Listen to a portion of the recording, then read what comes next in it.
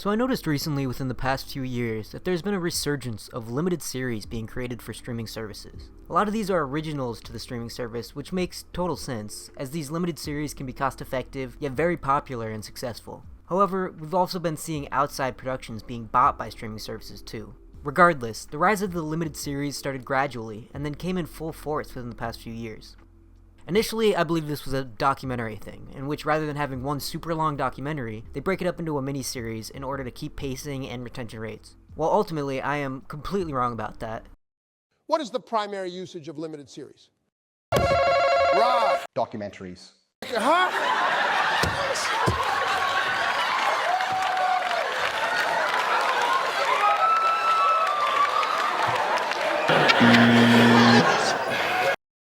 In my defense, I did have some good evidence with some docuseries being literally only 2 episodes long. But hey, some theorists can be wrong and still considered geniuses. I mean, Aristotle was known as the father of logic, but he still believed that the Earth was at the center of the solar system, so...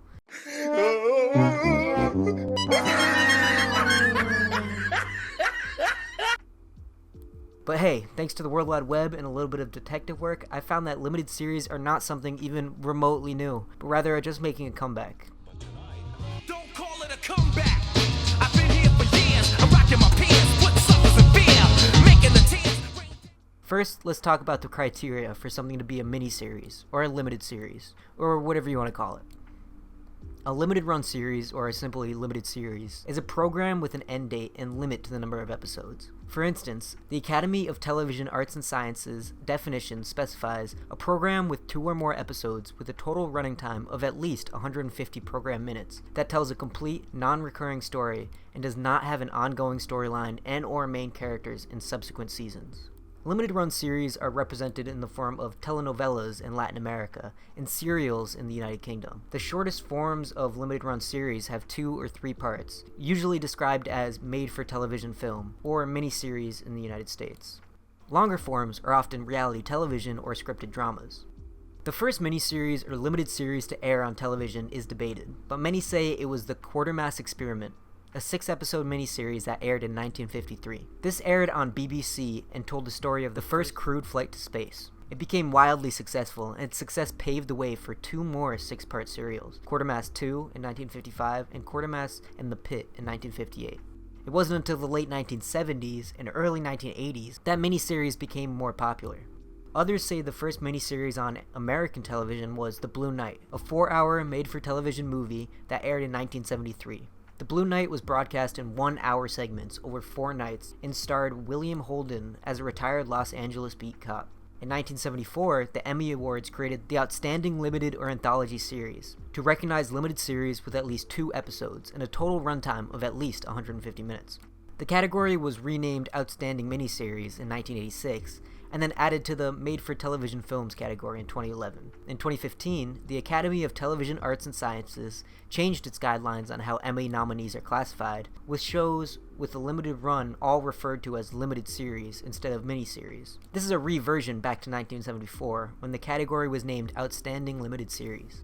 Miniseries, or limited series, the preferred name in the US, have come into their own in a highly competitive streaming age, where attention spans are even shorter, and a self-contained narrative, whether 3 to 12 episodes long, is often the Goldilocks option when compared with hasty one-offs or 8-series fantasy epics, which might end in disappointment. The pandemic also helped boost the limited series into popularity due to the rise in binge-watching habits. With little to do over lockdowns, many viewers changed their watching habits, becoming more likely to binge a season in its entirety. This fit the 8 to 10 episode format to a T, finishing in total runtime longer than a film, but not required any near as much commitment as a 7-season show. Limited series meant people could consume whole stories over the course of a single weekend. This, combined with the accessibility of streaming platforms such as Netflix or Disney+, equaled nothing short of the perfect format. It made watching a whole show achievable, it created buzz, and people wanted to be part of something. From an industry perspective, limited series became more desirable due to the effects of the pandemic on the box office, making it much harder to produce a successful blockbuster due to budget restrictions or accessibility. A limited series fit the gap left in the market perfectly. The expanded screen time was a draw to actors, the same roles but with more space to explore character and really sink their teeth into. The new outlook on limited series therefore changed in recent years. The increased popularity meant both television networks and streaming services began producing higher budget, bigger named, and better promoted shows. The battle for the best limited series began, and doesn't show signs of slowing down anytime soon. In previous years, most miniseries plotlines were based on books, due to the ease of adaptation, and then the trend of historical events fictionalized began to emerge. At $22 million, 1980's Shogun was believed to be the most expensive television production at that time, based on the 1975 novel by James Clavell, and turned into a 600-page script. The series starred Richard Chamberlain as John Blackthorne, who washes ashore after a shipwreck in 1600s feudal Japan, and inevitably gets caught between political factions. Fun fact about Shogun is Sean Connery actually considered the role, but turned it down. NBC stuck its neck out with Shogun. To capture the sense of isolation Blackthorne felt, the broadcast dispensed with subtitles and dubbing for a portion of Japanese dialogue. It was a shockingly progressive decision given the times. To have Japanese actors speak anything but Japanese would have seemed to be dishonest. Producer and writer Eric Bersovici said, "Part of the mystery is not knowing what is going on." It was a runaway success at a time the format was struggling. Already, networks were looking more towards original movies to compete with the rise of cable television. In at least one case, NBC took a completed miniseries and an adaptation of Aldous Huxley's 1932 classic Brave New World and edited it down to a 3-hour film. But every time the miniseries seemed to be written off, it would come roaring back. The Winds of War, which aired on ABC in February 1983, was based on the 1971 novel by Herman Wouk and told a sprawling story of World War II that interspersed fact with fiction. At 18 hours, it was such a hit that some credited it with luring viewers from cable and back to network stations.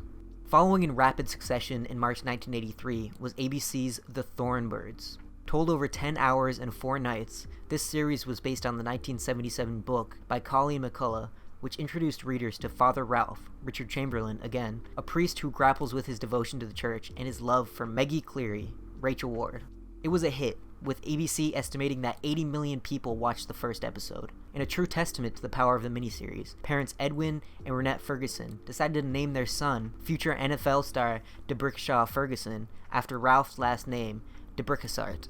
But it was not without controversy. The lustful priest was admonished by religious groups, including the United States Catholic Conference, which labeled the show an affront to good taste and religious sensibilities. McDonald's went so far as to pull a commercial during the episode in which Meggie commits adultery.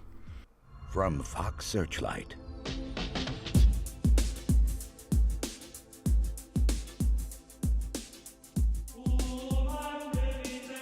Five-time Academy Award winner Kirk Lazarus. And MTV Movie Award Best Kiss winner Tobey Maguire.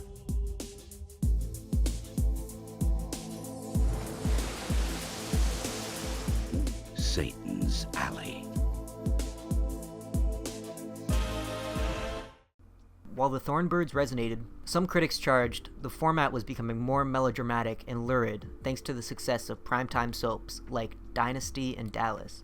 Limited-run shows like 1984's Lace, starring Phoebe Cates, as a sex worker turned movie star searching for her biological mother, were dismissed as trashy. It also led to one of the most oft-quoted screen lines as Kate confronts a group of women by uttering, "Which one of you bitches is my mother?" There would still be plenty to come. 1983's alien invasion thriller V, 1985's pre-Civil War epic North and South, and 1989's western Lonesome Dove all followed. But as the 1980s came to a close, the miniseries seemed to lose its momentum. One anomaly being Stephen King, who had his books including The Shining, The Stand, and others adapted for television with regularity in the 1990s. King even wrote an original miniseries, 1999's Storm of the Century. In the past couple of years, however, there is now a limited series in every genre imaginable. From historical, documentary, superhero, to the classic novel adaptation, there's one for every style of viewer. The continual popularity means we are seeing new limited series everywhere, with streaming services now self-producing some of the most popular to hit the small screen. Miniseries now serve as a way for networks to take creative risks, pushing the medium forward, even if a popular show doesn't become a zeitgeist-dominating TV event like Breaking Bad or Sopranos. Much of the popularity of miniseries seems to come back to the idea of not outstaying their welcome, and of taking a truncated approach to storytelling. However, there is also an undeniable starriness that draws audiences in. Actor and writer Nicole Thurman, who had worked on shows including HBO's A Black Lady sketch show, sees limited series as more enticing than their multi-series cousins, thanks to well-known actors and ambitious setups. In a quote by Thurman, she says, "Program makers can get these Hollywood names who don't want to sign up to do 7 years on a TV show." She goes on to say, "The actors on these shows are either incredibly famous or you've never seen them before in your life. I also really love the filmmaking aspect of it. I love really well shot, well lit programs, and these are almost like movies because they're more contained." The producers are putting that effort in to make something stand on its own too. They're like, we have 6 episodes to say everything we want to say. In other shows, they're not thinking of quality, they're thinking of quantity. The miniseries, then, perhaps cynically, could be seen as the ultimate win-win for broadcasters. If a show is a hit, it can be extended without any prior commitment. While, if it fails, there are no further decisions to be taken. For a hit program like Big Little Lies, originally adapted as a miniseries from Liane Moriarty's novel, added a 2nd season of soapy intrigue, may have seemed like a no-brainer to program makers. However, many critics and viewers alike deemed the 2nd season a tacked-on mess, even with Meryl Streep joining the cast. Writing in The New Yorker, Doreen St. Felix explained how the spell had been broken. The electricity of the performances by Nicole Kidman, Streep, and Laura Dern pumped into existence 1,000 memes and 1,000,000 GIFs, but the currents were not strong enough to distract us from the weak plot of this encore season, which primarily should not have been made, or rather recycled from the first. Similarly, while there have been calls for a 2nd series of HBO's hugely successful Watchmen adaptation, its creator, Damon Lindelof, has said he won't continue with the show, though he would hand it over to someone else. Unless you're compelled to say something new, I don't think that you should do it just because you did it once successfully. It seems then that while miniseries are hugely popular, they can also be a halfway house for program makers trying to cater to an ever-changing world, where commitment isn't guaranteed, and where TikTok is as much of a competitor as a rival channel. But when done correctly, they are perhaps the best kind of television. The sort that leaves you wanting more, while also not needing it. And at the very worst, unlike Game of Thrones, you won't have watched 60 episodes to get there.